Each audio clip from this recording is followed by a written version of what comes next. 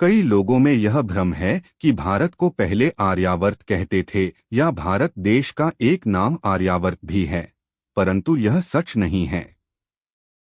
बहुत से लोग भारतवर्ष को ही आर्यावर्त मानते हैं, जबकि यह भारत का एक हिस्सा मात्र था। वेदों में उत्तरी भारत को आर्यावर्त कहा गया है। आर्यावर्त का अर्थ आर्यों का निवास स्थान। आर्यभूमि का विस्तार काबुल की कुंभा नदी से भारत की गंगा नदी तक था। ऋग्वेद में आर्यों के निवास स्थान को सप्तसिंधु प्रदेश कहा गया है। ऋग्वेद के नदी सूक्त 10/75 में आर्य निवास में प्रवाहित होने वाली नदियों का वर्णन मिलता है, जो मुख्य हैं कुभा, काबुल नदी, कृगु, कुर्रम, गोमती, गोमल, सिंधु, परुष्णी, रावी, शुतुद्री, सतलज, वितस्ता, झेलम, सरस्वती, यमुना तथा गंगा। उक्त संपूर्ण नदियों के आसपास और इसके विस्तार क्षेत्र तक आर्य रहते थे। वेद और महाभारत को छोड़कर अन्य ग्रंथों में जो आर्यावर्त का वर्णन मिलता है वह भ्रम पैदा करने वाला है, क्योंकि आर्यों का निवास स्थान हर काल में फैलता और सिकुड़ता गया था, इसलिए उसकी सीमा क्षेत्र का निर्धारण अलग अलग ग्रंथों में अलग अलग मिलता है। मूलत जो प्रारंभ में था वही सत्य है।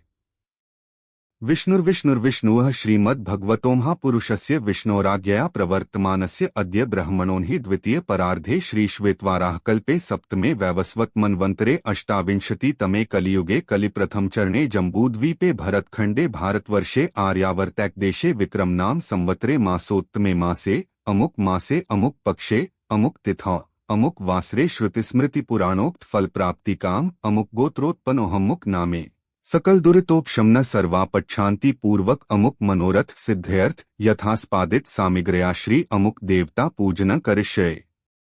एक मान्यता के अनुसार इसे आर्यावर्त भी कहा जाता था, परंतु उपरोक्त श्लोक कुछ और ही कहता है कि जम्बूद्वीप के भारतखंड के अंतर्गत भारतवर्ष और भारतवर्ष के अंतर्गत आर्यावर्त देश है। इस तरह के कुछ श्लोकों में आर्यावर्त देश के अंतर्गत ब्रह्मावर्तक देश का भी वर्णन मिलता है। यह संकल्प लेने वाले जातक के स्थान को प्रदर्शित करता है। भारतखंड में आर्यावर्त मुख्य रूप से आर्यों के रहने के स्थान था। यह बात इस संकल्प श्लोक से सिद्ध की जा सकती है, जो प्रत्येक पूजा विधि की पुस्तकों में मिलता है। आसमुद्रात्तु वै पूर्वादासमुद्रात्तु पश्चिमात् क्योरेवांतरंग गिर्योरार्यावर्तन विदुर्बुधा।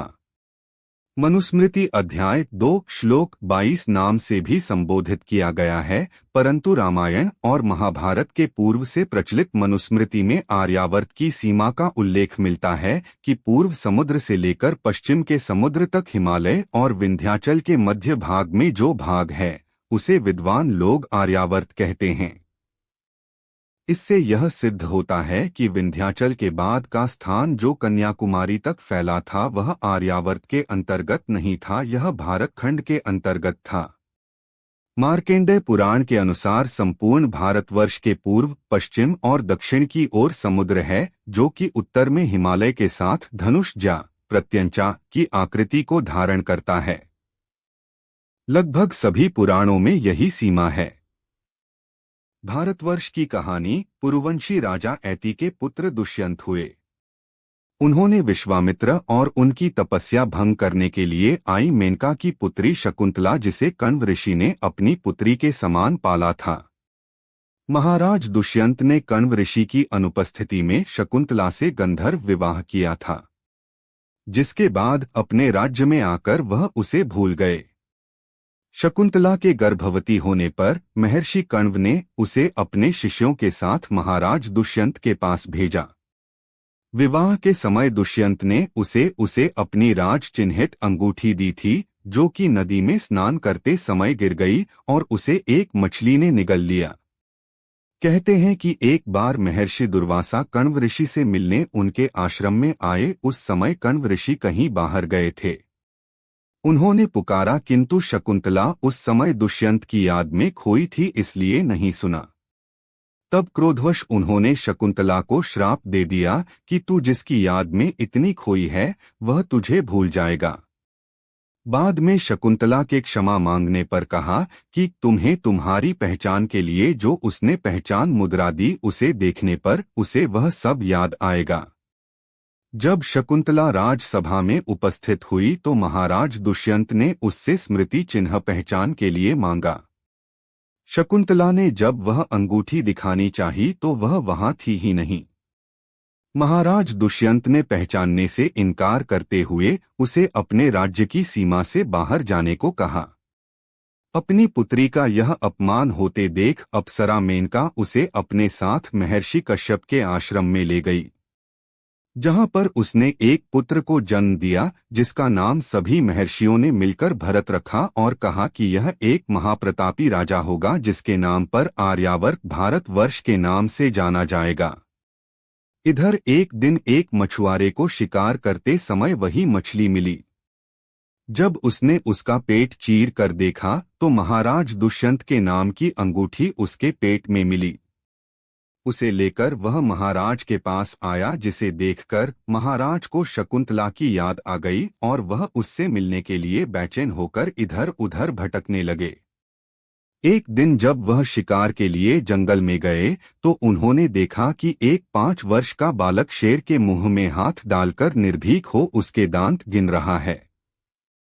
कहा जाता है कि उसे शेर के शावकों के साथ खेलते देख उन्हें बहुत आश्चर्य हुआ और वह उसके साथ आश्रम में आए और महर्षि को प्रणाम कर उस बालक के विषय में ज्ञात करना चाहा। तब महर्षि ने उसे शकुंतला का पुत्र कहकर सारी कहानी सुनाई। महाराज दुष्यंत को अंगूठी मिलने पर शकुंतला से विवाह की बात उन्हें याद आई और वह तब से शकुंतला की तलाश में भटक रहे थे। उन्होंने कहा, आज अपने पुत्र और पत्नी को पाकर मैं धन्य हो गया। महर्षि ने शकुंतला को अपने पुत्र भरत के साथ ले जाने की आज्ञा देते हुए कहा, महाराज आपका यह पुत्र चक्रवर्ती सम्राट होगा और इसके नाम पर ही इस देश का नाम भारत होगा। इसीलिए उनकी संतानें भरतवंशी कहलाई और इस देश का नाम उनके नाम पर भारत पड़ा। महाभारत में भी इसे जैतु भारत कहते हुए महाभारत की गाथा महर्षि वेदव्यास ने कहा और श्री गणेश जी ने लिखा। महाभारत को पंचम वेद की संज्ञा प्राप्त है। यह ज्ञान का वह अक्षुण्ण भंडार है जिसमें सभी प्रकार ज्ञान विज्ञान ज्योतिष वेद वेदांग नीति आचार शस्त्र से लेकर शास्त्र विद्या तक सभी कुछ समाया हुआ है। इसीलिए इसका अपना विशेष महत्व है जिसे गुप्त रखा गया।